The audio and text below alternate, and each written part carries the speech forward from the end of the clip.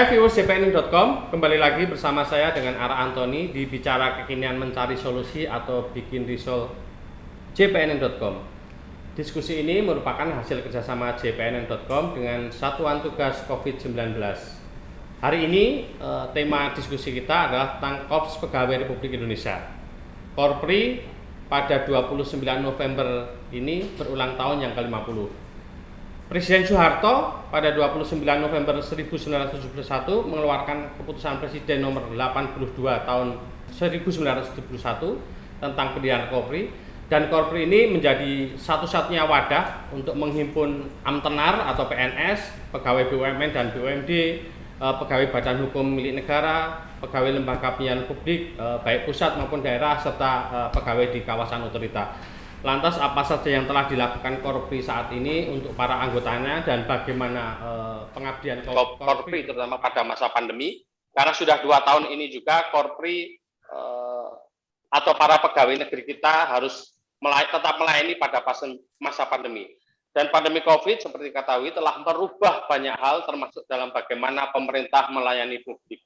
Untuk itu kita akan membahas ini semua tentang bagaimana tema kita kali ini, oleh karena itu adalah 50 tahun, setengah abad Korpri, pandemi, tantangan, dan kita baca tantangan zaman, pandemi, pengabdian, dan tantangan zaman. Untuk itu narasumber kita kali ini semuanya berkompeten. Yang pertama tentu Ketua Umum Korpri Nasional, Profesor Dr. Yudan Arif Fakhrullah, yang juga Direktur Jenderal Kependudukan dan Catatan Sipil Kementerian Dalam Negeri. Selamat sore Prof. Yudan. Selamat sore Mas Anton, Mas Aan, Mas Endi Jaweng. Selamat sore. Yang kedua ada Wakil Ketua Komisi 2 DPR, Bapak Saan Mustafa dari fraksi Partai Nasdem. Selamat sore Kang Saan. Bertemu lagi. Selamat sore Mas Tony. Assalamualaikum. Waalaikumsalam. Yang ketiga ada Komisioner Ombudsman Republik Indonesia, Robetna Endi Jaweng. Selamat sore Pak Jaweng. Selamat sore Mas Anton, selamat sore Pak San, selamat sore Prof. Dan akhirnya ketemu lagi dengan Pak Endi Jaweng. Saya pertama kali meliput Pak Endi Jaweng sekitar 20 tahun lalu ketika Pak Jaweng masih di KPPOD kalau nggak salah Pak Jaweng ya. Nah sekarang kita ketemu lagi di udara. Untuk kesempatan pertama kita serahkan kepada yang sedang berulang tahun, kepada Ketua Umum Korpri Nasional Profesor Yudan Arif Fakhrullah. Kami persilakan untuk menyampaikan paparan tentang apa saja capaian Korpri selama 50 tahun eksistensinya. Silakan Prof. Yudan. Terima kasih Mas Anton, terima kasih Mas Aan, Mas Endi Jaweng. Kita dari Korpri diberi kesempatan untuk mendiskusikan bagaimana pengabdian Korpri dan tantangan ke depan. Tentu saja 50 tahun Korpri adalah bagian yang panjang dari bagaimana Korpri merawat 2 hal, netralitas dan profesionalitas ASN. Karena kita tahu ketika Korpri didirikan pada tanggal 29 November 1971, tujuan utamanya adalah agar Korpri ikut serta menjaga stabilitas sosial dan stabilitas politik pada waktu itu. Karena kita tahu ketika Orde Baru sedang menjalankan tugasnya, trilogi yang pertama di awal-awal itu adalah stabilitas politik, stabilitas keamanan, dan stabilitas sosial. Korpri dibentuk dalam rangka bersama pemerintah untuk menjaga itu dan mewujudkan itu. Maka menjadi tidak aneh ketika di Orde Baru, ASN itu, Mas Anton ingat, Mas Aan pasti ingat, dan Mas Endi Jaweng pasti ingat.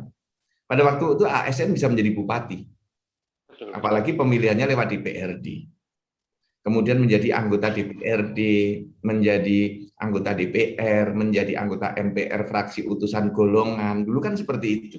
Ada utusan golongan. Jadi di masa Orde Baru, ikatan antara Korpri dengan politik itu ketat sekali. Bukan ketat, erat sekali.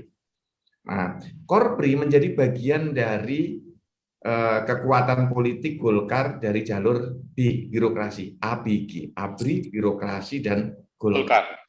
Datanglah reformasi tahun 98. Pada waktu itu isu besarnya adalah Korpri akan dibubarkan. Pada waktu itu saya masih CPNS di Kementerian Dalam Negeri. Isunya keras sekali, Korpri akan dibubarkan.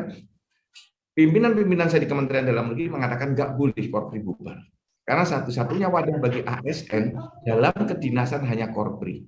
Karena sistem politik pada waktu itu memang menarik membawa ASN berpolitik.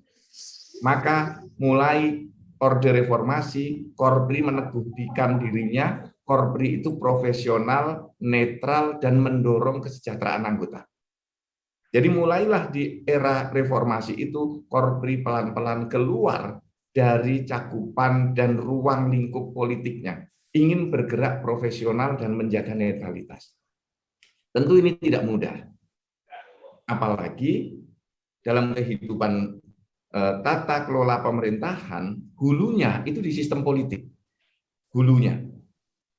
Dan sistem pemerintahan, tata kelola ASN itu ada di hilir, maka keberadaan sistem karir ASN sangat tergantung kepada hulunya. Jadi kalau kita mau melakukan reform, ada 3 yang harus kita reform: political reform, administrative reform, dan financial reform. Apakah sistem politik kita ini sudah pas, sistem tata kelola pemerintahan kita sudah pas, sistem tata kelola keuangan, APBD, APBN, APBD, dan perpajakannya sudah pas. Sehingga bisa kita membangun ASN yang betul-betul profesional, tidak diintervensi politik terus-menerus. Masaan kita tahu ya, Mas Endi Jaweng kita tahu, setiap kali ritual politik 5 tahunan, hatinya para ASN itu dakdikduk. Karena bisa jadi, apalagi di provinsi dan kabupaten kota, banyak kepala daerah yang seperti mengganti kepala dinasnya seperti pergantian kabinet, ganti semuanya. Padahal kan nggak boleh. Kepala daerah, bupati, wali kota, gubernur itu datang dan pergi. Kita tetap ASN. Saya menjadi ASN sejak zaman Ibu Mega. Gus Dur mau selesai, Ibu Mega. Diganti Ibu Mega, Bapak SBY, Bapak Jokowi. Presidennya udah 3, saya masih ASN sampai sekarang. Dan ya kuncinya adalah bagaimana dunia birokrasi adalah dunia yang profesional. Bekerja dengan amanah yang ada di pundaknya, dengan kewenangan yang ada di ujung jarinya. Jangan diintervensi dengan kehidupan politik, jangan diiming-imingi dengan gratifikasi politik, misalnya kalau mau pilkada ditawari, kalau kamu dukung aku nanti saya akan jadikan kepala dinas. Yang nggak berkeringat, besok nggak dapat apa-apa. Jadi politik balas budi dan balas dendam itu harus dihindarkan. Terasa sekali di 2020 kemarin ada pilkada, di 2021 banyak yang dicopot. Nah, kemudian bagaimana Korpri menjaga ini? Korpri tentu saja memiliki bagian-bagian yang terkait dengan bantuan hukum, advokasi hukum. Kemudian karena banyak anggota Korpri menduduki posisi jabatan dalam membuat kebijakan, ikut menginsert kebijakan agar karir ASN bisa terjaga. Nah, yang perlu nanti kita diskusikan bersama adalah bagaimana agar intervensi politik di setiap 5 tahunan itu, apalagi nanti di 2024, pileg, pilpres, pilkada itu berbarengan. Nah, ini kalau tidak dijaga dengan baik, ASN, sistem karirnya bisa dipertaruhkan di situ. Nah, ada ide bagaimana mendorong agar bisa dilakukan transformasi manajemen di kalangan ASN dengan dibangun yang namanya otonomi birokrasi. Birokrasi dilepaskan dari political appointee. Intinya adalah atasan birokrasi, pejabat pembina kepegawaian adalah ASN dengan jabatan tertinggi, misalnya sekjen, sekda, sestama, itu adalah pimpinan ASN. Jadi kalau pimpinan sekolah, itu kepala sekolah. Pimpinan kampus, itu rektor. Nah, jadi seperti itu. Yang memiliki jabatan tertinggi lah di situ. Jadi dilepaskan birokrasi dari political appointee. Tetapi political appointee ketika membutuhkan ASN tertentu, tinggal konsultasi ke kantor Menpan, ya, ke para sekda, ke asosiasi. Harus ada misalnya kita bentuk yang manajemen atau badan talenta nasional. Itu harus jadi, sehingga kalau butuh apa, cari orangnya di sini. Dengan badan talenta nasional, ketika pejabat itu butuh kualifikasi pejabat, dia tinggal nunjuk, aku butuh di sini, Badan Talenta tolong siapkan. Jadi bukan lagi kedekatan hanya sekedar mendekat dengan kedekatan hati, ya, karena dia tim sukses. Tidak, ASN harus dijaga profesionalisme, maka perlu ada wadah yang menampung semua talenta-talenta nasional, baik di sektor pemerintah dan swasta. Bisa jadi nanti PNS itu ya sama seperti swasta, menjadi pekerjaan yang tidak seperti sekarang. Karena dengan digital government, ya, dengan pekerjaan yang bisa diselesaikan secara elektronik, menjadi ASN tidak seperti sekarang dari jam 8 sampai jam 4 sore. Bisa jadi kita hanya bekerja 4 jam sehari. Karena pekerjaan bisa kita selesaikan dengan cepat. Karena kami sudah membuktikan ketika Dukcapil bertransformasi ke digital dengan tanda tangan elektronik, dengan disposisi elektronik kita bisa bekerja dari manapun. Sehingga yang bekerja luar kota jaraknya jauh bisa menghemat 2 jam, 3 jam perjalanan itu diganti untuk bekerja. Nah, itulah yang terus didorong oleh Korpri. Program-program yang lain, selain di sistem karir, kita mendorong bagaimana agar chemistry para ASN itu terbangun. Karena ASN juga membutuhkan penyaluran-penyaluran di bidang olahraga, di bidang kerohanian. Olahraga itu ada pekan olahraga Korpri. Di periode saya 2 kali menyelenggarakan, 2017 dan 2019. Kemudian MTQ nasional, kita 4 kali menyelenggarakan. Ada toko online Korpri, Korprimat, LKBH Korpri, kemudian menyediakan gampang umroh bareng Korpri, berbagai program-program yang bisa mewadahi kebutuhan anggota Korpri. Itu Mas Anton, ringkas dari saya sebagai pembuka diskusi. Baik, Prof. Sebelum ke Pak Saan di Komisi 2 DPR, saya ingin tanya, Prof. Kan pandemi ini mengubah banyak perilaku termasuk dalam orang bekerja. Nah, seberapa jauh impact-nya pada Korpri dan seberapa jauh Korpri bisa melakukan adaptasi pada pandemi? Karena kalau kita melihat arahnya, ketika ada disrupsi, orang beralih ke teknologi, mau tidak mau, Korpri harus mengadaptasi itu sebagai bagian cara bekerja melayani masyarakat. Silakan, Prof. Pandemi COVID-19 itu menunjukkan cara baru kita di dalam bekerja. Dan mendorong paradigma baru. Dulu, kalau tidak masuk kantor, kena penalti, remunerasi dikurangi, diberi teguran. Kemarin terjadi anomali, kalau masuk kantor ditegur. Ketika level 4 kemarin. Betul, ya kan? Betul. Semuanya disuruh kerja dari rumah. Apakah semua mampu? Faktanya tidak, Mas. Mengapa? Ternyata ada ASN kita yang tidak mampu menggunakan komputer. Masih ada. Karena apa? Dia di bagian keuangan, korektor itu. Korektor angka, ya, korektor naskah itu. Akhirnya ya dia di rumah saja, nikmat dia, menikmati kebebasan, nggak bekerja digaji. Kemudian kelompok-kelompok tertentu seperti sopir, ya dia relatif nggak bekerja karena semuanya bekerja dari rumah, di rumah masing-masing. Nggak apa-apa, itu rezekinya dia. Nah, yang kemudian ketemu jalannya adalah pelayanan online. Dukcapil misalnya, ketemu jalannya. Sebelum pandemi, layanan online Dukcapil tidak laku. Setelah pandemi membludak. Kita sempat kewalahan karena trafficnya meningkat tajam. Kemudian tanda tangan elektronik. Itu ketika kita takut memegang kertas, bertransmisi dengan kertas, akhirnya kita dengan tanda tangan elektronik seluruh Indonesia. 2020, Dukcapil bertransformasi dengan tanda tangan elektronik, meninggalkan cap dan tanda tangan basah untuk dokumen kependudukan. Nah, itu hikmah-hikmah yang positif. Tentu tidak semua memiliki kesiapan yang sama, Mas Anton. Karena kita paham ya, Indonesia ASN itu ada yang di Jawa, tapi ada juga yang di Papua. Betul. Kita harus pahami.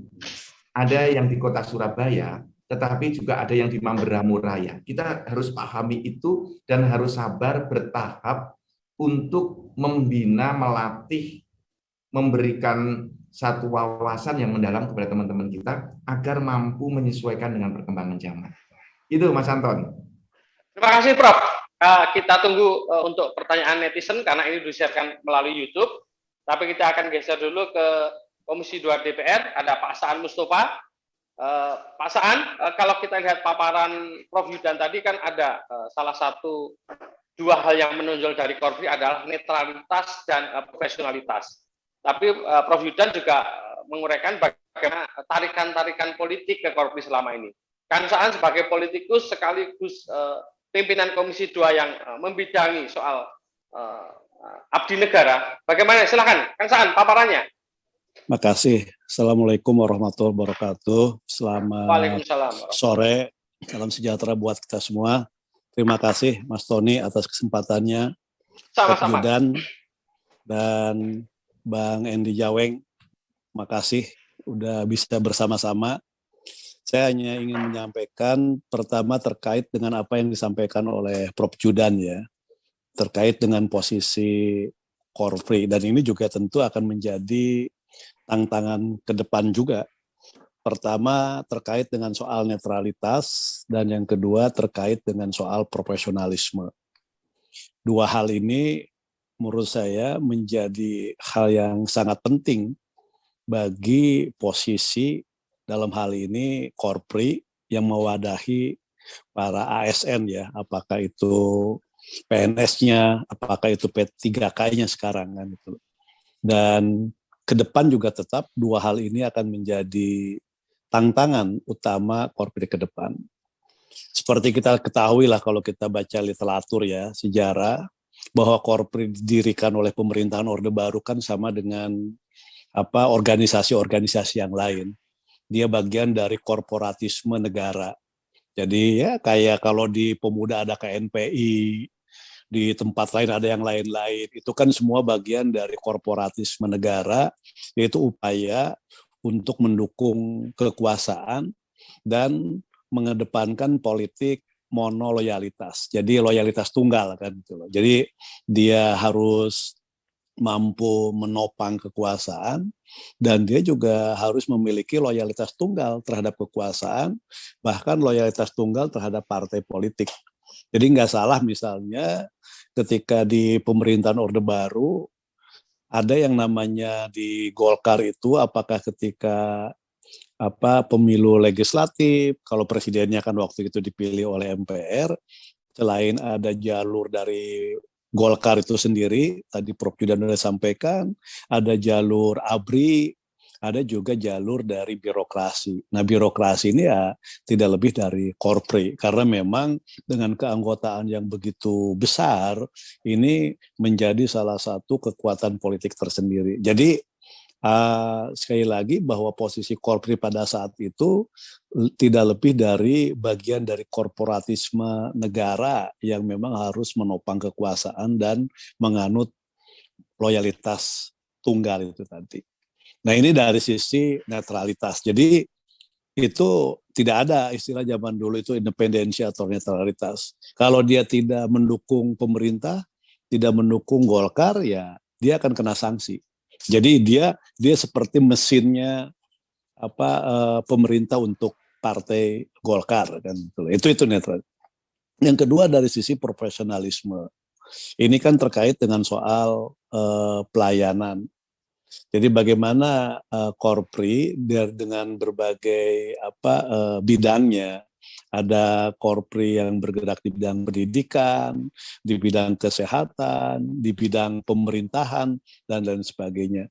Dia tetap proporsional, dia profesional, dia kredibel, dia berintegritas kan gitu loh. Karena memang tidak jarang yang namanya pelayanan terhadap masyarakat dulu ya, dan juga mungkin ke depan menjadi tantangan, itu selalu diwarnai dengan nepotisme lah. Jadi nepotisme ada, kolusinya ada, bahkan tidak jarang juga korupsinya juga ada, KKN lah ya. Korupsi, kolusi, nepotisme itu kan selalu mewarnai. Misalnya contoh sederhana saja lah, kalau kita mau bikin KTP zaman dulu, kalau kita tidak punya nepotisme, tidak punya kekeluargaan, nggak susah juga. Kalau kita nggak ada uang pelicin, susah juga itu bikin KTP dulu Prof Judan kan itu. Jadi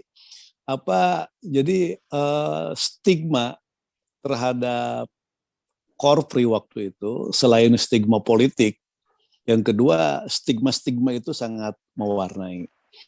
Dua hal ini setelah reformasi tentu ini menjadi salah satu hal yang mendapatkan sorotan dengan sejarah panjang Korpri ya, tanpa melepaskan pengabdian yang sudah dilakukan oleh Korpri ya. Tentu sebagai bagian dari masyarakat kita juga berterima kasih dan mengapresiasi ya terhadap pengabdian yang begitu panjang yang dilakukan oleh Korp Pegawai Negeri ini kan itu loh, oleh Korpri ini. Jadi pengabdiannya luar biasa. Memang ada yang prihatin di daerah-daerah terpencil sebagai seorang guru dan sebagainya, dan tentu harus kita apresiasi, harus kita hormati dan harus kita hargai, dan tentu mereka harus terus kita tingkatkan kesejahteraannya. Bahkan untuk pegawai-pegawai negeri sipil di bidang pendidikan, Korpri itu kan kalau di kampung lebih banyak di guru kan gitu loh. Guru. Jadi tenaga pengajar itu guru kan gitu loh, kan pahlawan tanpa tanda jasa istilahnya kan. Jadi dia di ini tapi dengan penghasilan yang apa adanya. Jadi sulit sekali mereka itu gitu loh. Jadi saya sebagai orang kampung bisa merasakan juga posisi mereka, terutama yang terkait dengan guru-guru SD gitu kan. Mereka ya prihatin, kesejahteraan mereka kurang terperhatikan kan gitu kan. Tapi tuntutan terhadap mereka besar sekali, dan tentu sekali lagi di 50 tahun Korpri ini harus kita hargai, harus kita apresiasi, dan harus kita perjuangkan kesejahteraannya secara maksimal. Dan Prof. Jordan sebagai Ketua Umum Korpri, tugas utamanya adalah bagaimana mesejahterakan mereka, terutama yang ada di pelosok-pelosok kan gitu loh. Karena tekanan dan tuntutan terhadap mereka itu tinggi sekali. Tidak jarang mereka juga mendapatkan tindakan kekerasan. Nah ini pengalaman kalau kita lihat ke belakang ya, terkait dengan Korpri ke belakang. Dilihat dari netralitas, dilihat dari segi profesionalitas, dilihat dari juga tadi kesejahteraannya. Jadi memang dari 3 hal itu ke belakang, memang saya ingin mohon maaf kepada Pak Jordan, itu dalam kacamata kalau kita dari luar, itu relatif suram dari sisi politiknya kan dulu kan. Nah, justru tantangan pasca reformasi inilah yang harus menjadi concern kita. Jadi bagaimana melepaskan Korpri dari stigma politik, dia bagian dari korporatisme negara, dia punya loyalitas tunggal, sekarang dia terbebas dari sandera politik itu. Dia diberi kebebasan untuk menentukan hak politiknya, karena itu menjadi hak ajasi dia. Jadi secara politik itu hak ajasinya. Jadi jangan sampai selama puluhan tahun ke belakang hak ajasi mereka itu kan benar-benar dikebiri. Dia tidak diberikan kebebasan untuk menentukan sebuah pilihannya kan itu loh kan, yang merupakan refleksi dari hak ajasi. Nah sekarang bagaimana kita melepas itu semua, bahwa Korpri juga punya kebebasan untuk menentukan pilihan, kebebasan untuk berpendapat dan sebagainya, karena itu adalah bagian dari hak ajasi Korpri itu sendiri. Nah ini yang harus terus kita perjuangkan ke depan. Mungkin dari sisi nasional terkait dengan Korpri terlepas dari sandera politik, dari monoloyalitas gitu kan, menjadi sekarang loyalitas tidak terbatas gitu kan, dan loyalitas dia hanya pada pengabdian untuk melayani masyarakat semaksimal mungkin. Ini yang harus kita dorong lewat profesionalisme itu tadi. Nah, tapi sekali lagi sandera ini baru dinikmati oleh mereka yang saya katakan tadi, ada di top leadernya aja, di elit aja. Ketika masuk masyarakat, mobilisasi gitu kan, tetap aja masih berlangsung. Dulu kan selain loyalitas tinggal, mobilisasi itu kan salah satu ciri dari korporatisme kan gitu loh kan. Jadi bukan partisipasi, tapi lebih kepada mobilisasi. Nah sekarang dibalikkan, kita memberikan kesempatan mereka untuk menentukan kebebasannya lewat partisipasi. Nah, tapi dalam batas-batas tertentu, ini pun belum sepenuhnya.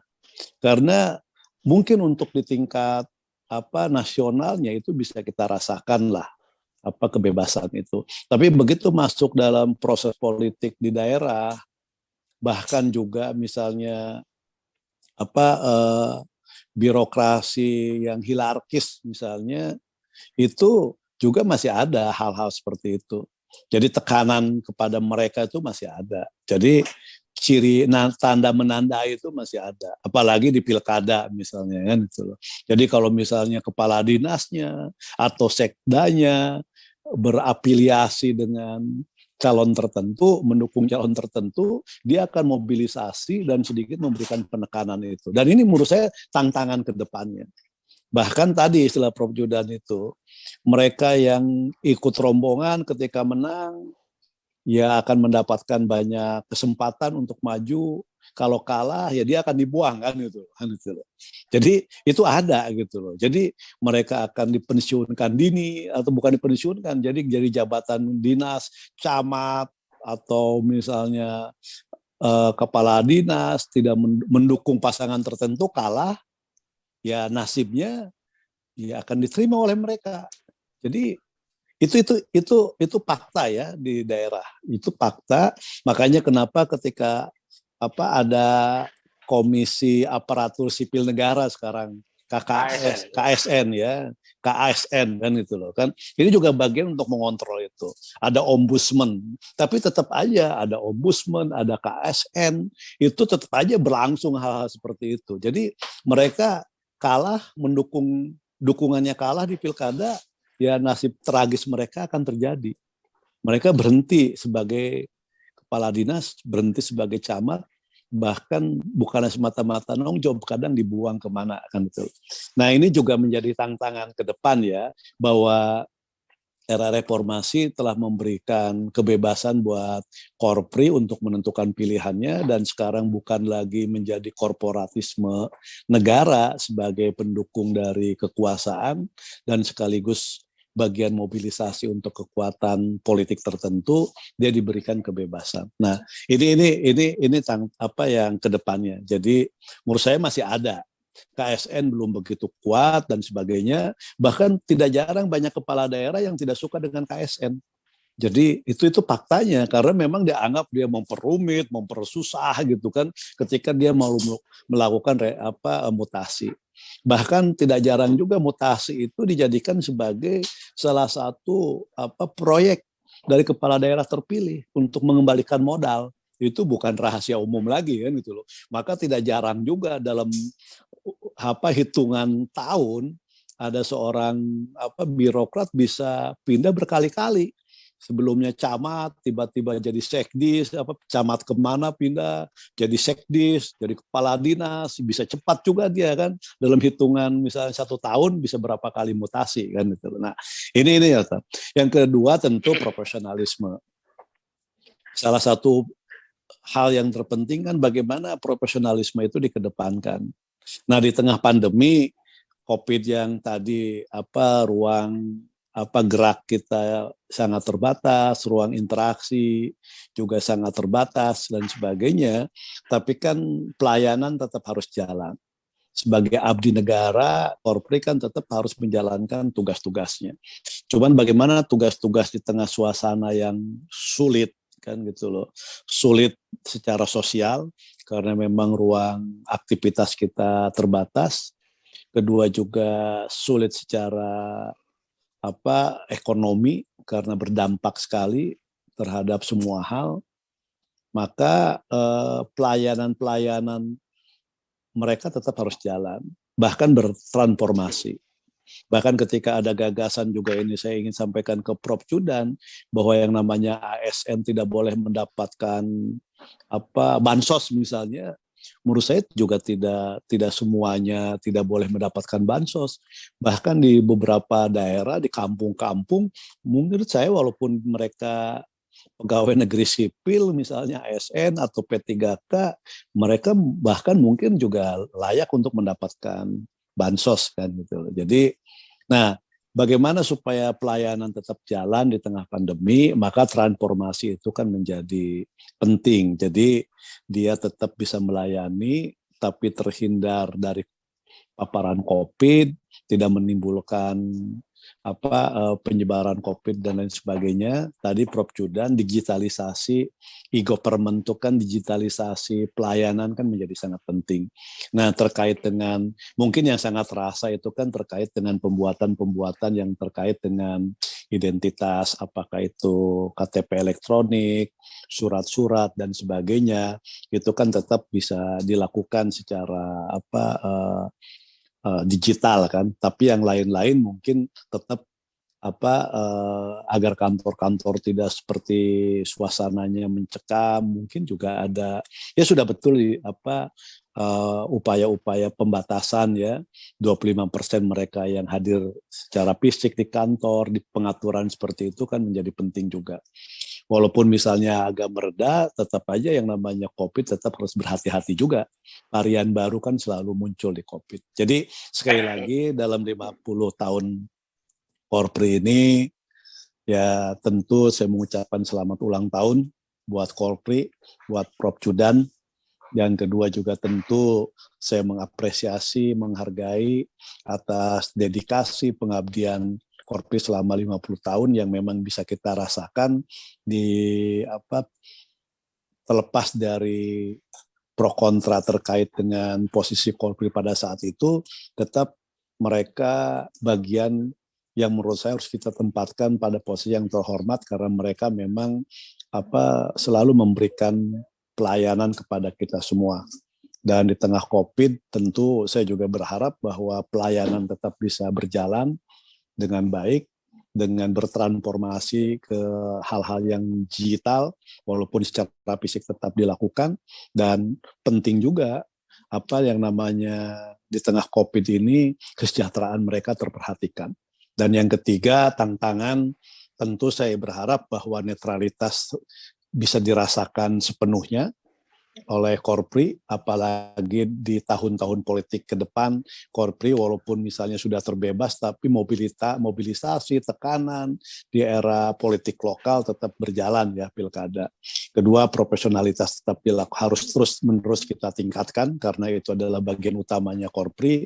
Dan yang ketiga, tentu kesejahteraan harus terus kita perhatikan agar Korpri ini sejahtera. Gak mungkin dia bisa profesional, netralitasnya bisa terus terjaga kalau kesejahteraan mereka tidak kita perhatikan. Itu Mas Tony sebagai pantar diskusi, Prof. Judan dan juga Bang Endi Jaweng. Terima kasih. Selamat ulang tahun Prof. Judan. Terima kasih. Terima kasih Pak San, tetap bertahan bersama kami. Saya sambil jalan ya nanti ya Mas ya, nggak apa-apa ya. Iya nggak apa-apa. Tapi nanti karena ada netizen yang akan bertanya jadi ya, kami minta Pak San tetap bergabung. Enggak, saya tetap bergabung, tapi saya sambil jalan ya. Silakan. Ya, makasih ya. Makasih. Kita berlanjut ke Pak Robert Endi Jaweng. Beliau banyak mengamati tentang kiprah para PNS terutama sejak masa otonomi, berikut juga banyak melontarkan analisis tentang bagaimana reformasi birokrasi itu disusun. Silakan Pak Jaweng. Ya, terima kasih Mas Antoni. Assalamualaikum warahmatullahi wabarakatuh. Waalaikumsalam. Selamat sore, salam sejahtera untuk kita semua, dan tak lupa saya selalu ucapkan salam sehat selalu, Mas Tony dan Bapak Ibu sekalian.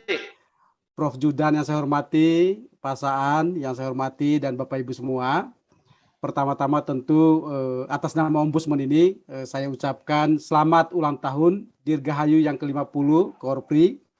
Mudah-mudahan tetap teguh dalam jalan untuk menjadi abdi negara dan pelayan rakyat yang makin profesional, makin berintegritas, dan tentu kemudian makin melayani. Itu harapan kita tentu, Mas Antoni ya. Tadi Prof. Judan dan Pak Saan sudah banyak menyampaikan pandangan tentang Korpri. Izinkan saya membicarakan dari sisi pelayanan publik, Mas Antoni ya, karena ini ranah Ombudsman. Dan saya kira pertama adalah bahwa soal pelayanan publik itu tidak semata soal hilir ya, soal produk yang diterima atau yang dirasakan oleh masyarakat gitu, tapi juga menyangkut prosesnya ya. Jadi ibarat makanan ini Mas Antoni, seringkali kita mempersepsikan pelayanan publik itu adalah ketika makanannya itu sudah dihidangkan di meja makan, dan bagaimana kemudian rakyat, warga atau masyarakat menikmati hidangan yang ada. Kita akan kehilangan konteks kalau ternyata kita tidak bisa melihat ke hulunya, dan hulu itu adalah soal dapur birokrasi. Bahkan kalau ditarik lebih jauh lagi, hulunya itu politik, gitu ya. Karena memang tidak ada proses birokrasi yang tidak kemudian melibatkan sisi politik pada hal-hal yang sangat signifikan, gitu ya. Jadi saya kira buat kami di Ombudsman melihat produk pelayanan publik itu juga harus dilihat ke depan, yaitu soal bagaimana dapur birokrasi itu kondisinya, dan kemudian bagaimana itu dikelola, gitu ya, Mas Antoni. Dan dalam konteks itulah kemudian kita akan melihat hal-hal yang strategis ya. Pertama, saya kira kata kuncinya untuk membangun dapur birokrasi ya tidak semata soal bisnis proses yang ada dalamnya, tapi juga terkait keberadaan dari ASN itu sendiri. Dan di sana kita menekankan dua hal penting, satu adalah ekosistem, dan kemudian kedua adalah tata kelola internal atau manajemen dari ASN itu sendiri. Nah, terkait ekosistem, tadi sudah banyak disampaikan, yang paling krusial adalah bagaimana kemudian politik itu tidak merusak birokrasi, kira-kira itu Pak Antoni ya. Hari ini tantangan untuk netralitas ASN itu semakin menjadi-jadi, apalagi menjelang pemilu 2024, gitu ya. Bagaimana kemudian netralitas tetap terjaga dengan cara kita bisa pisahkan politik dan birokrasi ya pada tingkat operasional, begitu, dengan kurangi politisasi birokrasi dan kurangi juga birokrasi berpolitik. Karena ini netralitas birokrasi itu, Mas Antoni, itu hasil dari dua proses. Satu adalah politisasi birokrasi, dua birokrasi berpolitik. Politisasi birokrasi itu berarti politik yang kemudian mengintervensi, yang kemudian mencampuri urusan birokrasi dengan segala alasan yang ada, tetapi juga birokrasi berpolitik itu kemudian birokrasinya sendiri yang nyodorin diri, yang aktif untuk mendekati para politisi. Ini juga terjadi, gitu ya. Studi di lembaga saya yang lama justru di sejumlah tempat birokrasi berpolitik ini juga itu cukup signifikan, ya.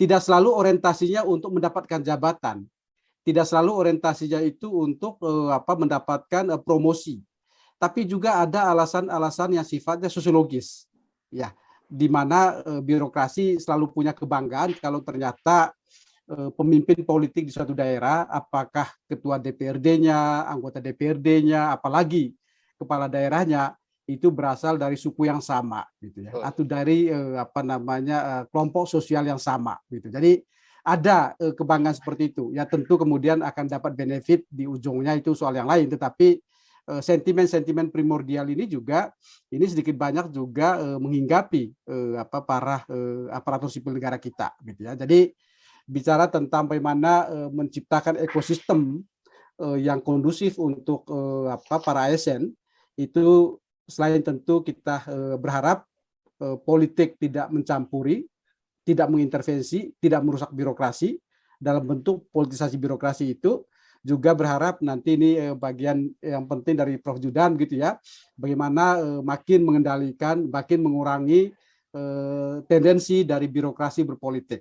Ini soal yang kemudian menjadi sangat krusial dalam membentuk ekosistem. Kemudian kedua adalah setelah ekosistem itu soal tata kelola, ya. Kalau kita bicara tata kelola itu kita bicara tentang manajemen kepegawaian, sejak dia direkrut, kemudian setelah berada di dalam itu ada pembinaan, diklat dan sebagainya, kemudian juga ada isu-isu kesejahteraan, sampai pada kemudian ada proses promosi, demosi, mutasi, hingga ujungnya adalah proses purna tugas, gitu ya. Nah, kita tentu punya imajinasi sama, ya, bahwa kita membawa birokrasi kita ini ke level kelas dunia. Birokrasi kelas dunia, pelayanan publik berkelas dunia, kira-kira seperti itu. Maka sangat penting untuk memastikan kualitas input, ya, ketika mereka direkrut itu inputlah orang-orang yang bagus. Saya membayangkan gini, Mas Antoni, ketika kita berurusan dengan 4 juta ASN kita, 4 juta aparatur birokrasi kita itu sama dengan kita berurusan dengan 10% dari warga terbaik Republik ini. Artinya apa? Yang masuk ke dalam birokrasi adalah orang-orang kelas 1. Orang-orang yang memang itu lulusan dari kampus-kampus terbaik atau lulusan terbaik dari kampus manapun, termasuk dari luar negeri, dan mereka inilah yang akan mengisi birokrasi berkelas dunia gitu.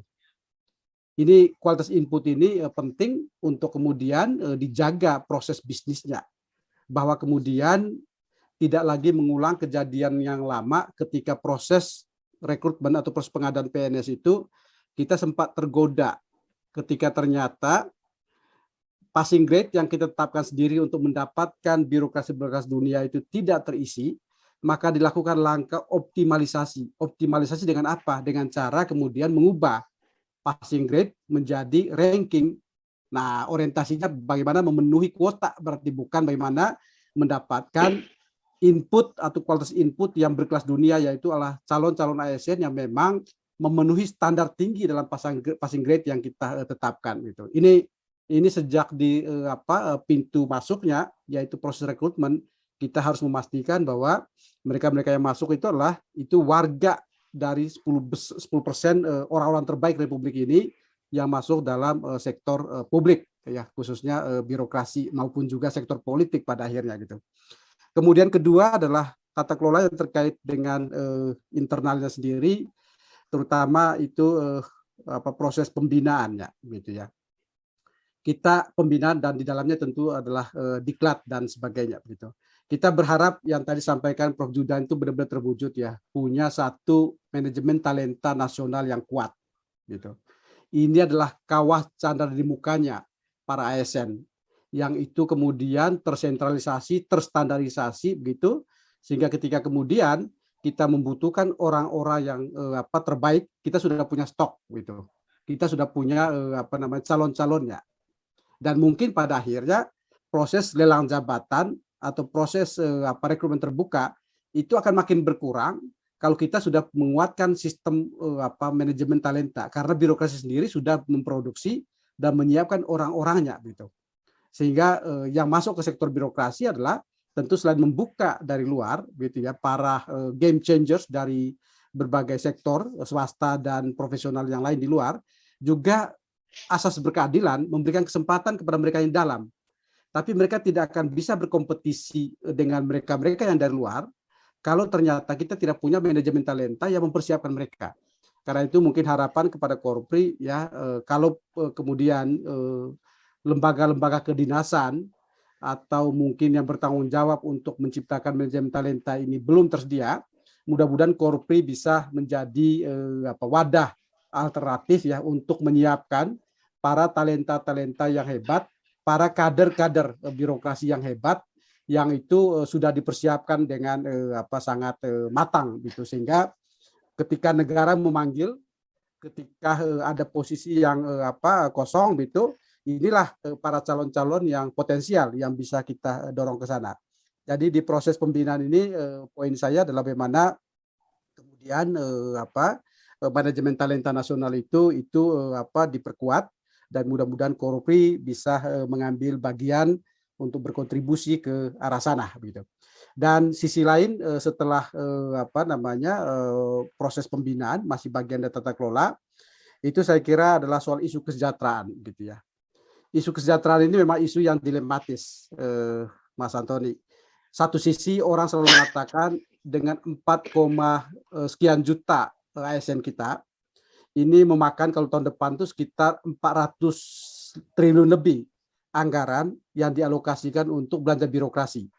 Bahkan jauh melampaui belanja modal dan jauh melampaui belanja barang dan jasa. Jumlah ini kurang lebih setara dengan jumlah utang baik pokok maupun bunga yang akan kita bayarkan di APBN tahun 2020.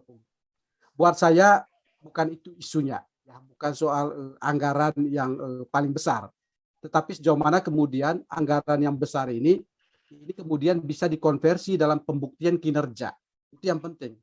Karena anggaran besar pun kalau kemudian yang dikembalikan kepada publik itu signifikan, maka orang kemudian akan lihat secara profesional.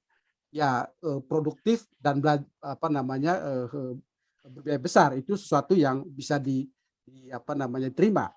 Tapi kalau kemudian anggarannya sudah sangat besar, sementara tingkat pengembalian kepada publiknya dalam bentuk akuntabilitas kinerja itu tidak sepadan, maka disinilah kemudian kritikan dari berbagai pihak gitu. Termasuk hari ini Mas Antoni, kalau kita membaca media sosial dan berbagai platform digital yang lain, muncul kekhawatiran soal kiamat ASN itu ya, yang itu sesungguhnya sudah mulai muncul 2 tahun lalu, tapi saya nggak tahu kenapa baru muncul lagi 2-3 hari belakangan. Kiamat ASN itu sesungguhnya poinnya positif kalau kita membaca pernyataan yang di balik itu, di mana bahwa kemudian bukan berarti ASN-nya akan dilikuidasi, semua aparatur sipil negaranya akan dibubarkan, bukan. Tapi bagaimana kemudian mengkombinasi cara-cara kerja para ASN ini dengan tantangan dan kebutuhan kekinian, terutama terkait dengan transformasi digital.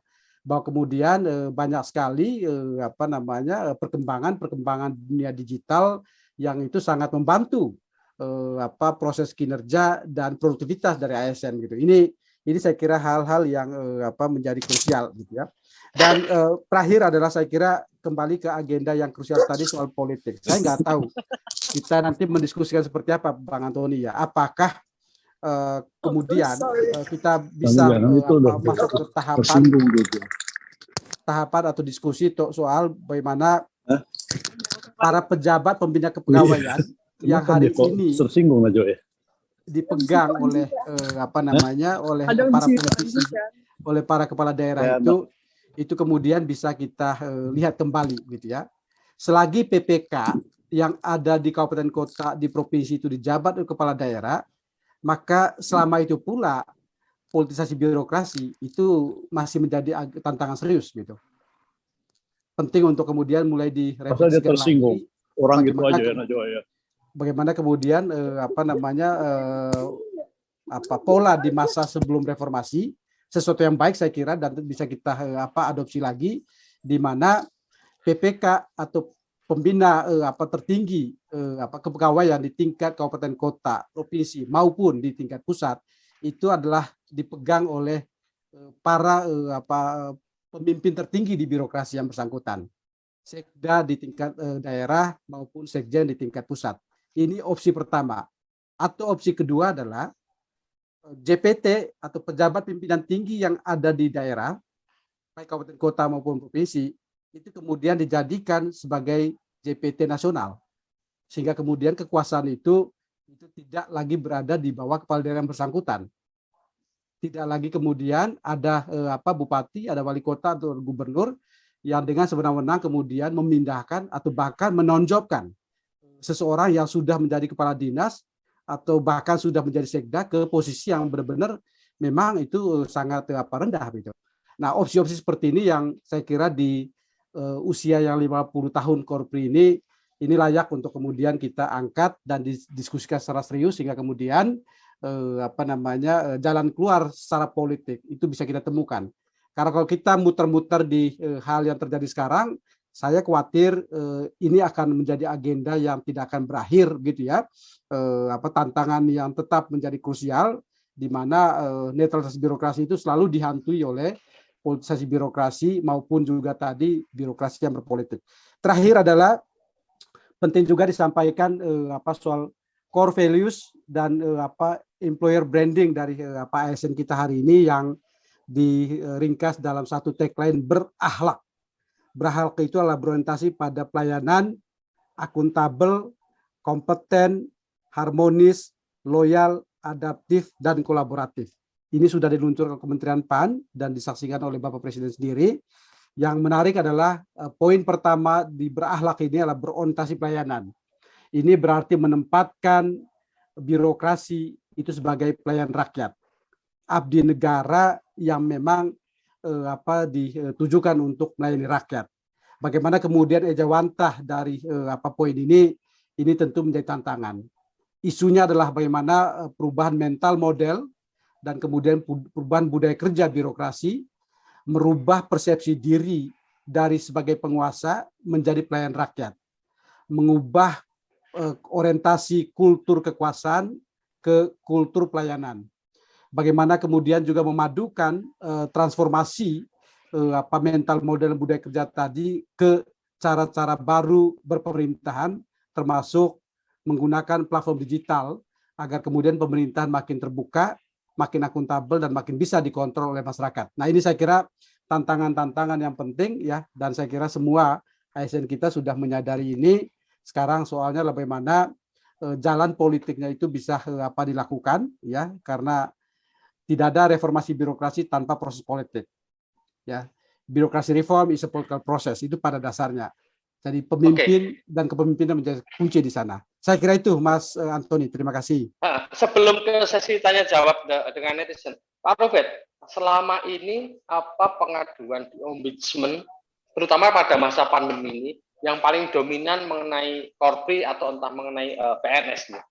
Nah, itu kalau saya tadi dibolehkan untuk tayang, tapi seringkasnya gini, Mas Antoni. Selama 2020, Ombudsman memproses sekitar 12.000 akses pengaduan masyarakat. Jadi total laporan itu segitu banyaknya, 12.000. Dan kemudian 2021 ini karena belum berakhir, sampai Oktober kemarin itu sekitar 10.000 laporan.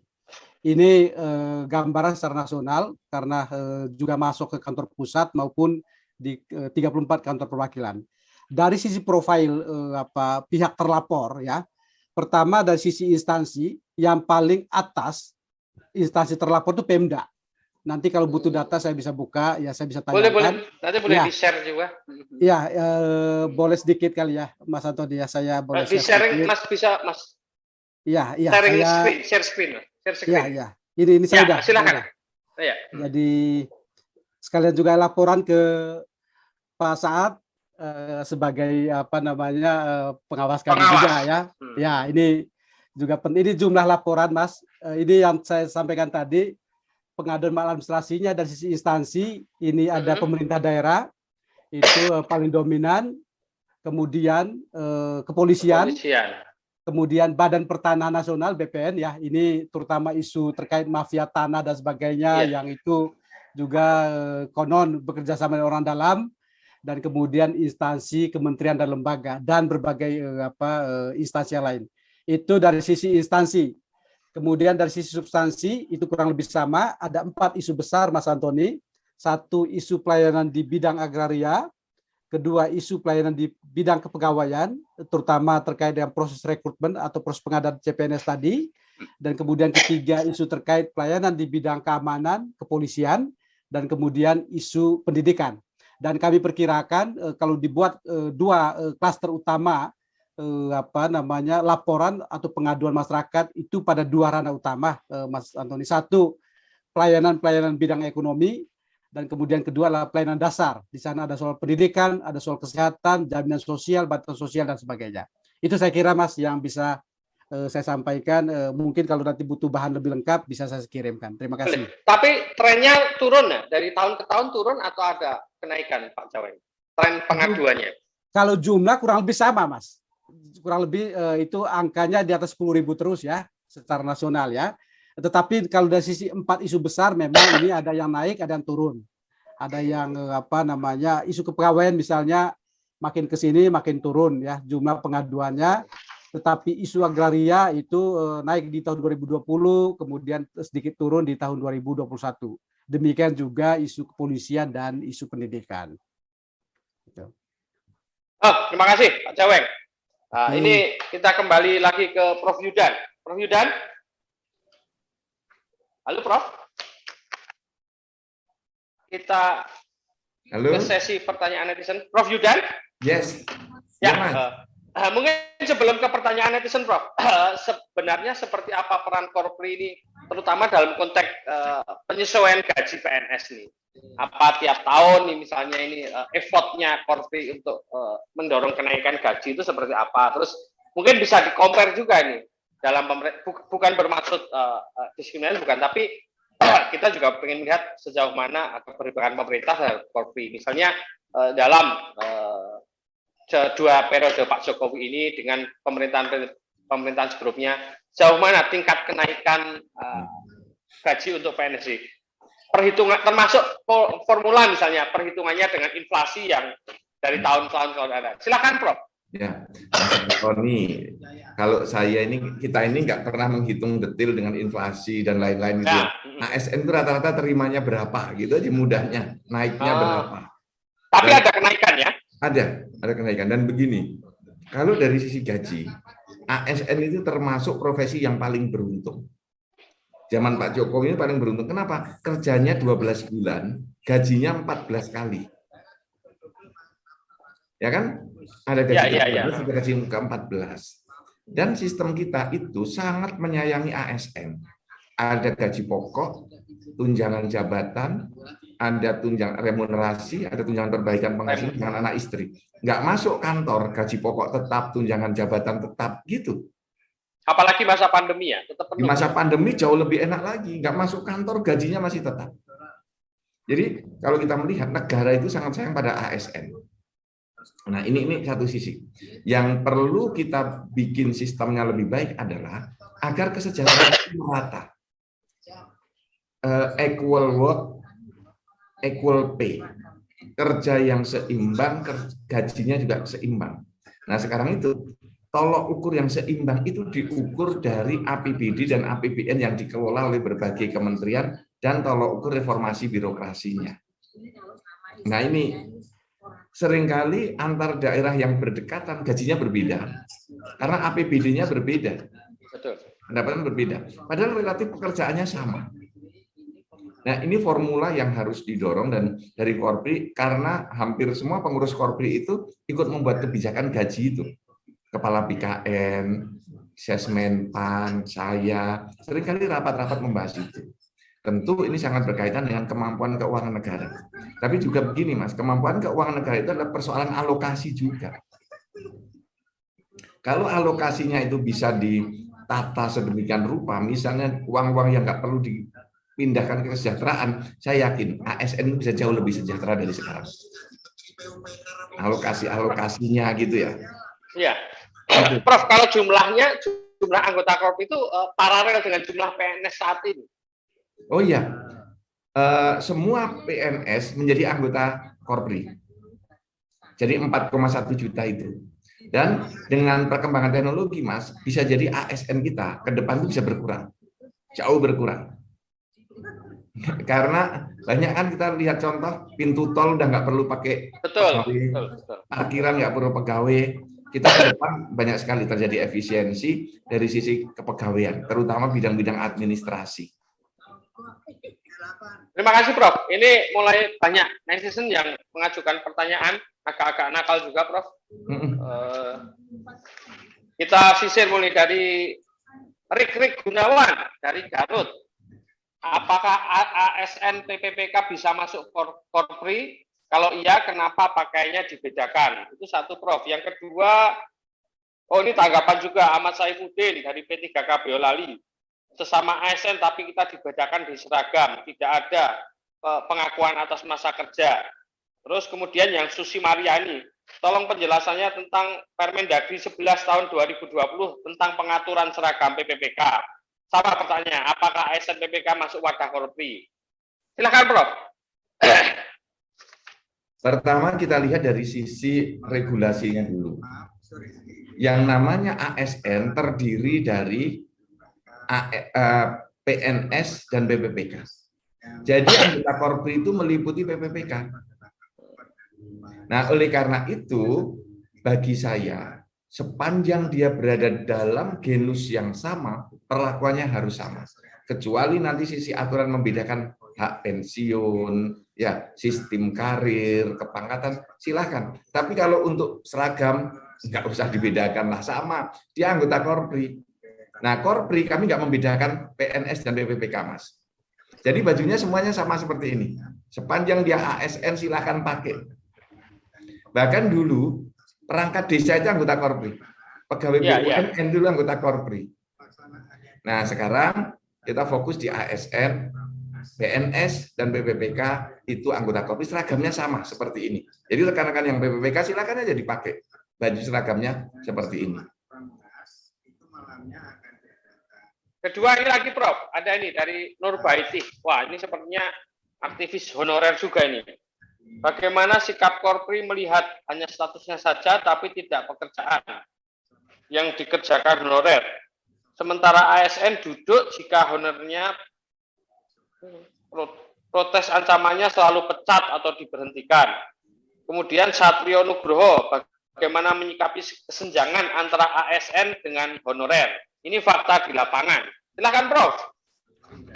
Mungkin perlu diperjelas ya, kesenjangan apa. Kalau kesenjangan gaji memang honorer dengan gaji berbeda jauh ya. Karena yang satu basisnya UMR, yang satu basisnya gaji yang bersumber dari gaji pokok, tunjangan jabatan, tunjangan remunerasi, dan lain-lain. Kalau untuk honorer tidak ada. Nah kemudian banyak ASN yang bagus-bagus, banyak ASN yang rajin, banyak supporting staff atau honorer yang rajin-rajin, tapi yang sebaliknya juga ada. Selalu ada dua sisi lah. Kita kan, saya membawai 500 orang ya. Kalau dengan kabupaten kota ada 60.000 yang kurang lebih yang di bawahnya Dukcapil. Ya macam-macam lah Mas, namanya manusia ya. Kadang-kadang dinamikanya yang ASN lebih males banyak, yang honorer lebih males juga banyak. Tapi karena yang bawah siapa nggak berani juga mecatnya itu. Ini kita jujur saja, situasinya seperti itu. Kalau kita terapkan tolok ukur yang ketat dengan menggunakan tolok ukur mesin, ya sudah. Yang nggak memenuhi syarat out semua, ayo. Maka kuncinya sekarang itu, kalau kita benar-benar mau berbasis profesionalitas, tolok ukurnya diperjelas, yang tidak memenuhi tolok ukur standar minimal out, gajinya udah tinggi, tidak sesuai standar out, tidak standar out, isi lagi yang baru, isi lagi yang baru. Tentu problem kesenjangan diisi dengan pelatihan yang terus-menerus. Kan kita ini sering kali dengan tenaga honorer itu, dia kan nggak bisa berkarir, Mas. Mentok kan, mau ditingkatkan kayak apapun nggak ada karirnya. Betul. Maka pembinaan kita seringkali rugi. Nah, di Jawa yang kita ini banyak loh melatih honorer itu, tapi nggak bisa ditingkatkan ke level yang lebih tinggi sebagai leader. Kita sebenarnya negara rugi dengan honorer terus-menerus itu. Lebih bagus beri PNS yang cukup, tapi dalam batasan waktu tertentu. Kalau dia nggak memenuhi syarat, udahlah pecat. Nggak rajin pecat. Jangan, sekarang kan sulit sekali mecat itu. Betul. Nah, saya ingin mengatakan, kalau kita mau bagus, yang supporting staff itu hanya cukup untuk satpam, sopir, tenaga office boy, yang seperti itu. Karena itu jangan ASN, rugi. Karena kalau ASN kan harus berkarir golongan 3A, 3B, golongan 4 jadi pimpinan. Ya, tapi kalau sarjana jadi office boy, rugi juga ilmunya. Jadi honorer itu jangan juga dihapus semuanya, supporting staff jangan dihapus semuanya, karena kita butuh itu. Sistemnya silahkan diperbaiki. Itu Mas Antoni, Mas Endi. Baik, ini mungkin pertanyaannya juga buat Pak Endi juga ini, tapi mungkin untuk Prof Yudan dulu. Bagaimana Korpri melindungi anggotanya terhadap banyaknya politisasi di kalangan ASN? Sudah rahasia umum pejabat di daerah yang tidak membela kepala daerah pada pemenangan pemilu akan dimutasi. Bagaimana Korpri mengadvokasi ini, Prof? Dan mungkin nanti Pak Jaweng akan memberi masukannya bagaimana seharusnya Korpri bersikap. Silakan, Prof. Nih, ada langkah antisipasi dan ada langkah yang kita lakukan sebagai mitigasi. Antisipasinya itu kita menjaga agar para ASN kita itu profesional. Dekat ya dekat, jauh ya tidak jauh. Ini agak sulit. Dekat nggak dekat, jauh nggak jauh, tetap profesional. Jadi dia jangan melekat dengan figur politiknya, tetapi melekat dengan tugas pokok dan fungsi dia sebagai pejabat di situ. Misalnya, kepala dinas pertanian, dia profesional saja menjalankan tugas sebagai kepala dinas, pasti dia akan moncer.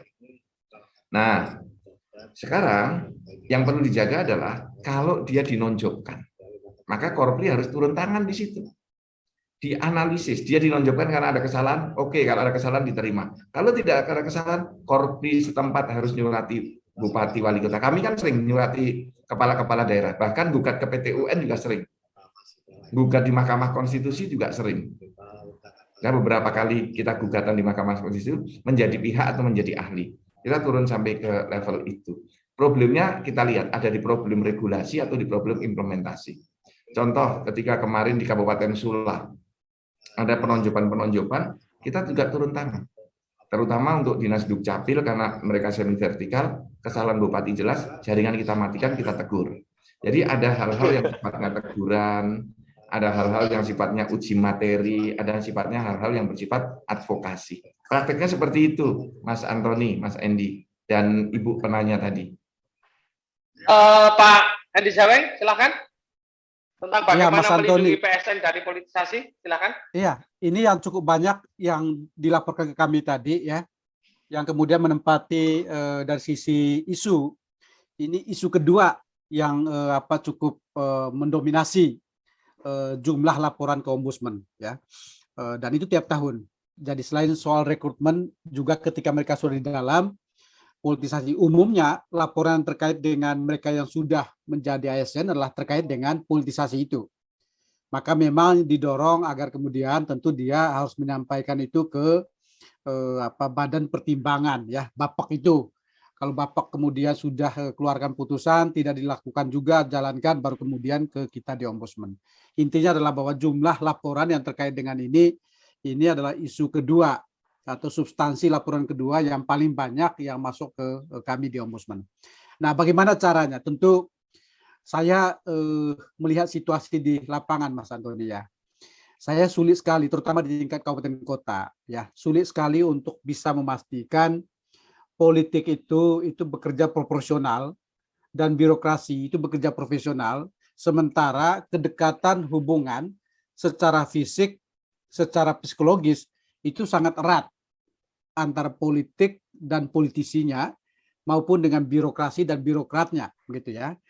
Nah, ini harus dicari terobosan yang sifatnya memang struktural ya.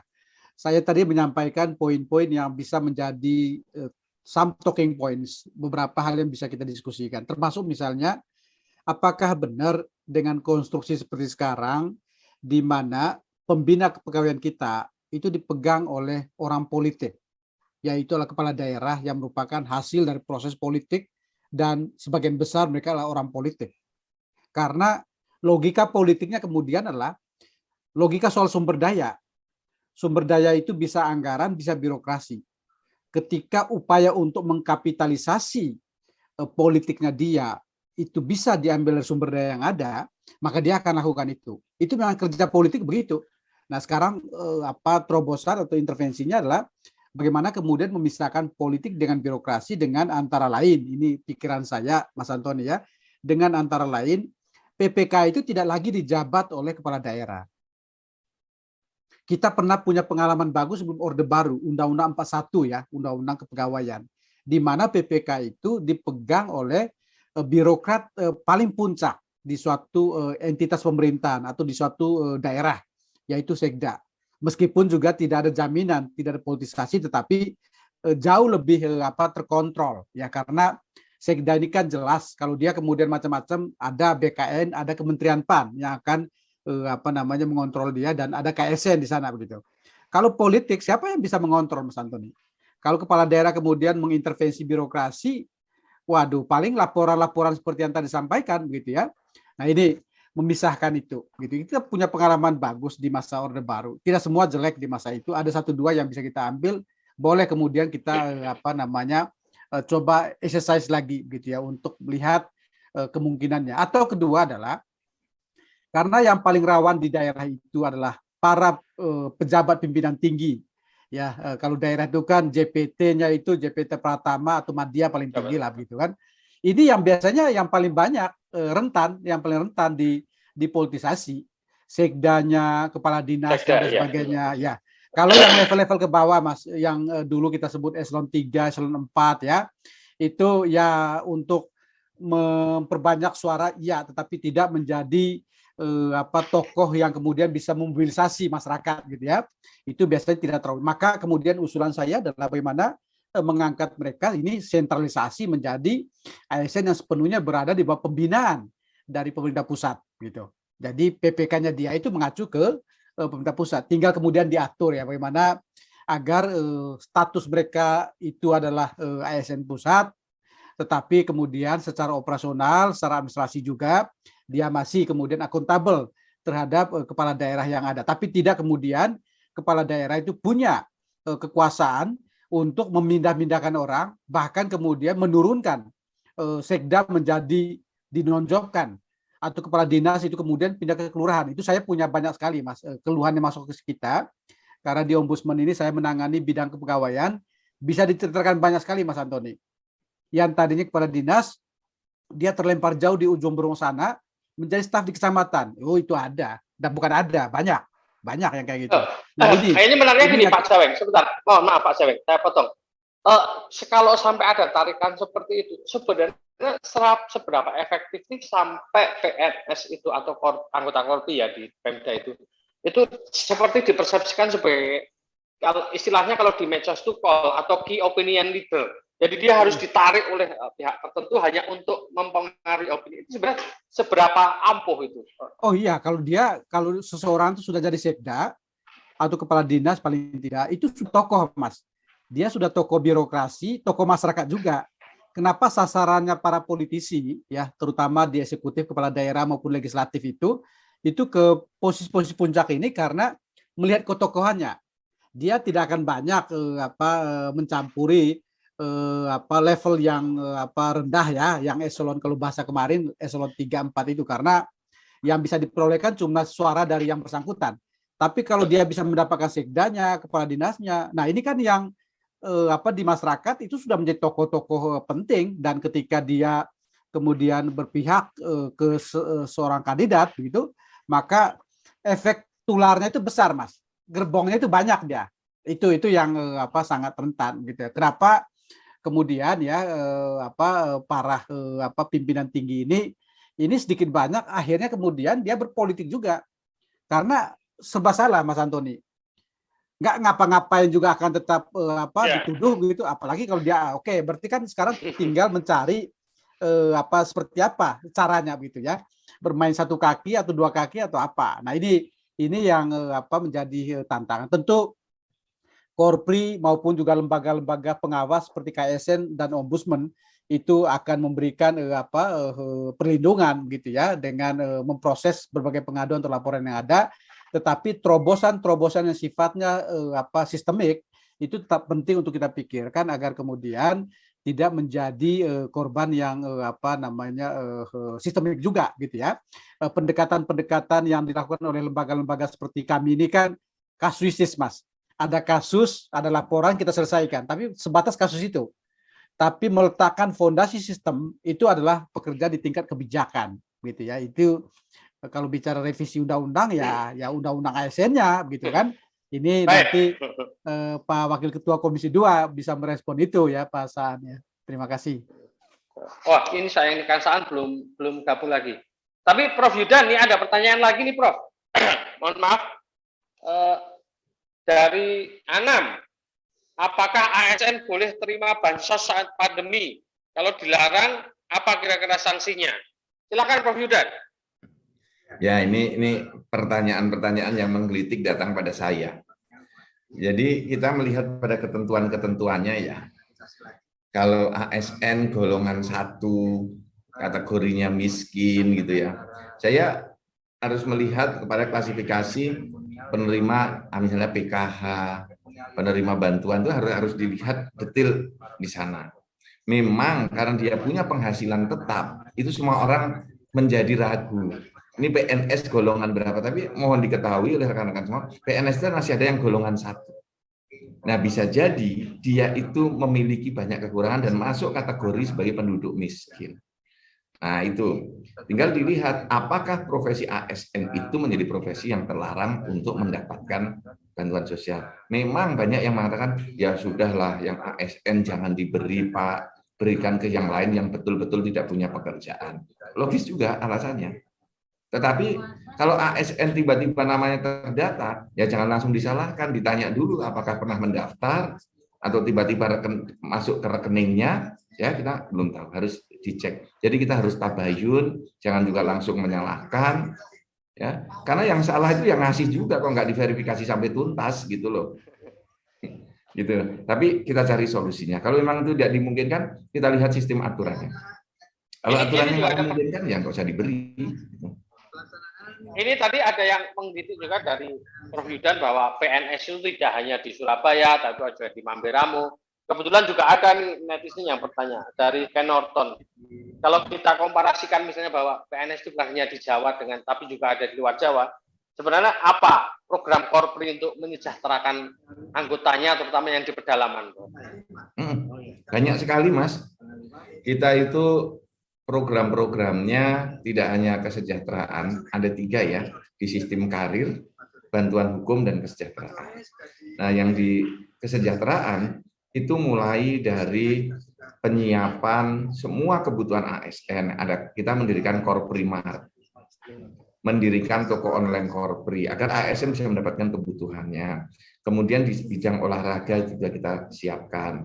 Kemudian di bidang kerohanian juga kita siapkan. Jadi banyak sekali. Memang kita belum bisa menjangkau satu persatu. Jadi kalau Korpri di daerah terpencil di Kabupaten Teluk Bintuni misalnya, ya Korpri Teluk Bintuni itu yang harus memenuhi kebutuhannya. Kan kita ada level layanan ya. Layanan dari Korpri tingkat nasional, layanan dari Korpri tingkat provinsi, ada Korpri tingkat kabupaten. Jadi kalau misalnya yang di pedalaman Teluk Bintuni, ya Korpri Teluk Bintuni itulah yang bertanggung jawab untuk memenuhi program-program kesejahteraan di tingkat itu. Kalau kami misalnya mengadakan MTQ nasional, Korpri nasional, toko online Korpri, Korpri Mart di tingkat nasional seperti itu. Ya, kita bekerja di kerangka desain, kerangka regulasi, dan kerangka bantuan-bantuan yang bersifat nasional. Terima kasih, Prof. Tak terasa 1,5 jam kita sudah berdiskusi, sementara pertanyaan masih mengalir, tapi ini mungkin pertanyaan terakhir sekaligus closing. Mungkin Prof Yudan dulu, nanti closingnya Prof Andi Jabeng tentang harapan Ombudsman untuk Korpri.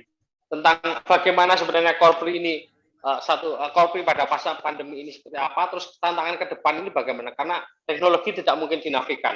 Kalau tadi Prof Yudan menguraikan depan memberi contoh soal Dukcapil, mungkin karena memang persentuhan dengan teknologi, tapi ternyata wilayah kerja Korpri kan bukan hanya soal KTP aja, Prof. Jadi harus seperti apa nih mulai dari pandemi ini dan ke depan, terutama dalam pemanfaatan teknologi ini. Silakan Prof Yudan sekaligus closing statement. Terima kasih Mas Anton, Mas Endi, dan Mas Saan. Kita ini ASN, semuanya punya produk. Saya ingin masuk kepada branding dulu. Semua ASN harus membangun branding baru tentang dirinya. Untuk bisa membangun branding baru, dia harus melakukan marketing tentang produk-produknya. Semua ASN memiliki tugas pokok dan fungsi, dan semua ASN punya produk. Misalnya Dinas Pertanian punya produk.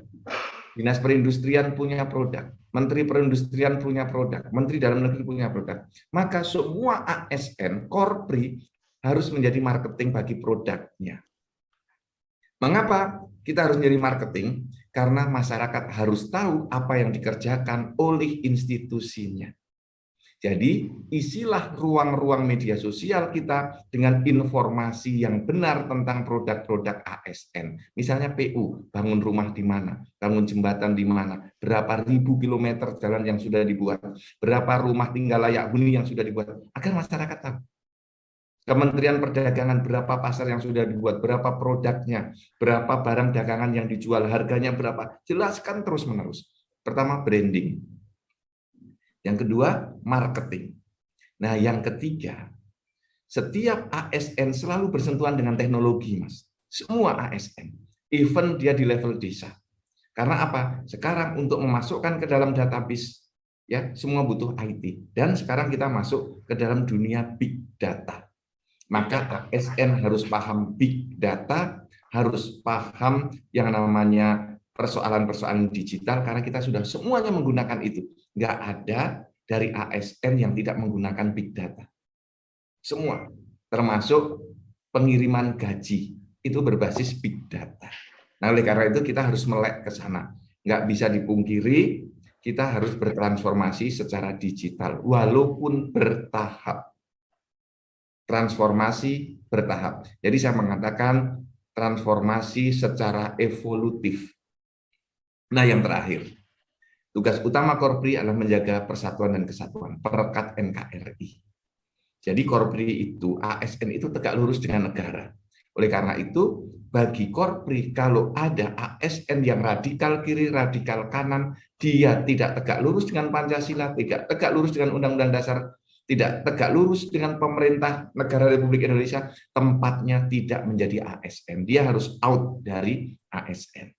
Karena tugas ASN adalah menjaga Pancasila, menjaga Undang-Undang Dasar, dan menjaga tegaknya Republik Indonesia. Itu Mas Antoni, Mas Edi Jaweng. Mohon maaf, Prof. Ini menarik yang closing terakhir itu tentang bagaimana caranya menjaga Korpri, menjaga anggotanya itu benar-benar setik bahwa dia tidak akan terpengaruh ideologi tertentu, bahwa dia harus lurus. Itu jadi pertanyaan juga. Bagaimana kok? Karena realitas fakta di masyarakat juga berbeda gitu.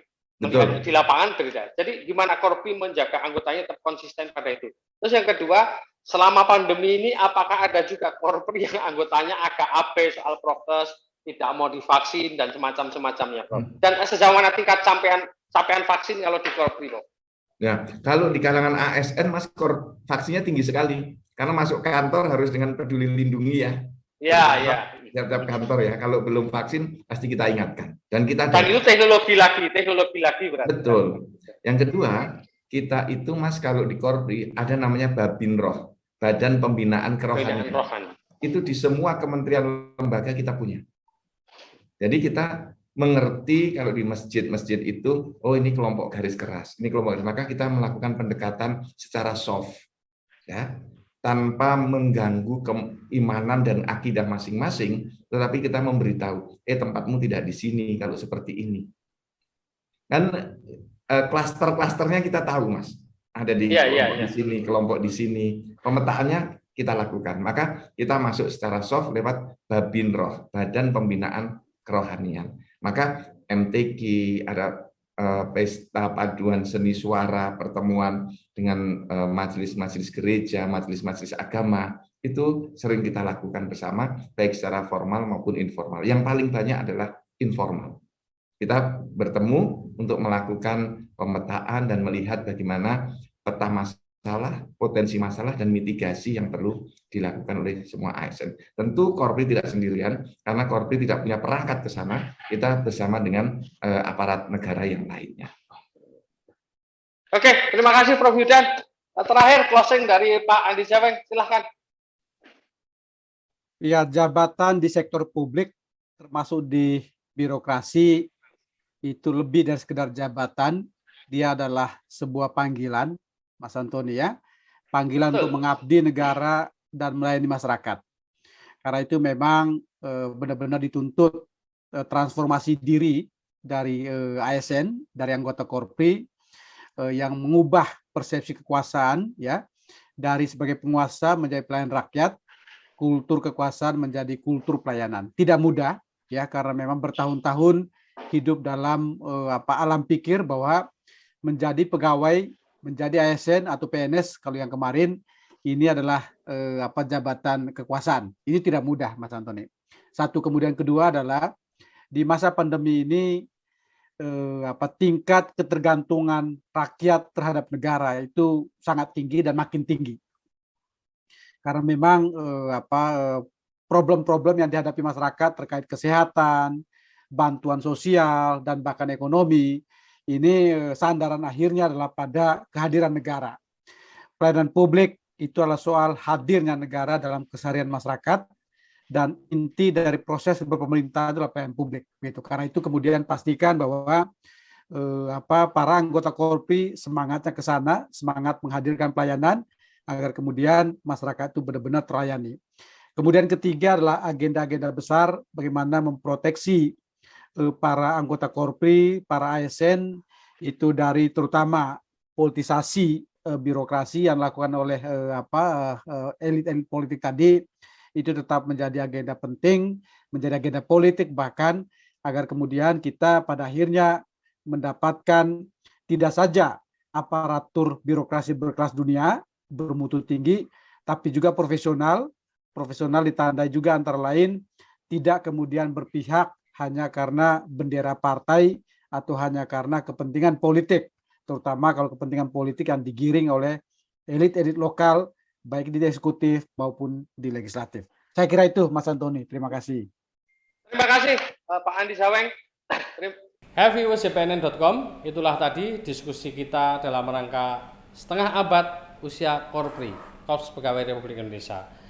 diskusi kita tadi mengangkat tema tentang setengah abad Korpri, pandemi, pengabdian, dan tantangan zaman. Terima kasih kepada 3 narasumber kita.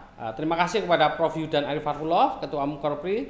Terima kasih kepada Pak Saan Mustafa dari Komisi 2 DPR dan Pak Robert Naendi Jaweng dari Ombudsman. Itu tadi, dan mohon maaf kepada netizen yang mengajukan berbagai pertanyaan melalui kanal JPNN di YouTube. Mohon maaf tidak semua bisa kami bacakan, tapi itulah tadi Prof. Yudan, berbagai pertanyaan yang menggelitik adalah wujud kecintaan masyarakat kita terhadap eksistensi Korpri.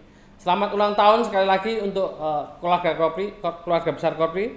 Terima kasih Prof. Yudan, dan terima kasih kepada Pak Andi Jaweng sekaligus Pak Saan Mustafa. Kita bertemu lagi dalam diskusi kita selanjutnya. Sebelum kita berpisah, jangan lupa tetap jaga protokol kesehatan, ikuti vaksinasi lengkap, dan selalu sayangi diri sendiri, sayangi keluarga, sayangi sahabat-sahabat semua. Kita jumpa lagi dalam diskusi selanjutnya. Wassalamualaikum warahmatullahi wabarakatuh.